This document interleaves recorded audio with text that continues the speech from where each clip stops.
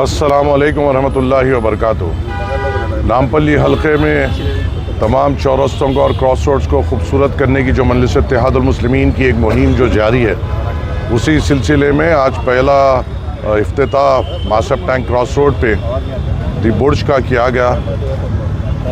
ये महासाहिबा जो कुली कुतुब शाह 1 के वाइफ थे, अहलिया थे और कुली 2 के वालदा थे, और जो इस मुकाम जो महासाहिबा टैंक के नाम से मुकाम मशहूर था, जो अब मासब टैंक के नाम से बदला है, इस तारीख़ी सरज़मीन को देखते हुए इस बुर्ज और महासाहिबा टैंक को देखते इस बुर्ज को नाम दिया गया।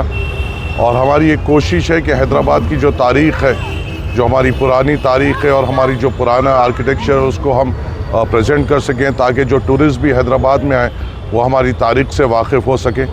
इंशाल्लाह हमारी ये कोशिश जारी रहेगी। इंशाल्लाह इसके यहाँ पे और 1-2 इनाग्रेशंस मासब टैंक में होंगे।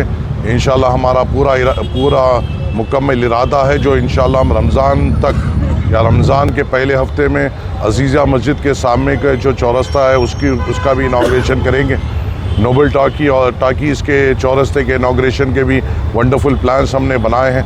गोकुल नगर चौरस्ते का भी ब्यूटिफिकेशन प्रोग्राम हम करेंगे इंशाअल्लाह ताला। और हम लोग का एक मकसद है कि हम नामपल्ली हलक़े के जो जितने भी एक्स रोड्स हैं, वहाँ से हम हैदराबाद की तारीख़ को पेश कर सकें, और जब टूरिस्ट यहाँ से गुज़रे उनको हैदराबाद की तारीख़ को देखें और हमारी जो पुरानी तारीख़ है वो लोगों के सामने आए। अल्हम्दुलिल्लाह एक कोशिश है और एक उम्मीद से हम आगे बढ़ रहे हैं। इंशाअल्लाह आप लोगों की दुआएं रहेंगी।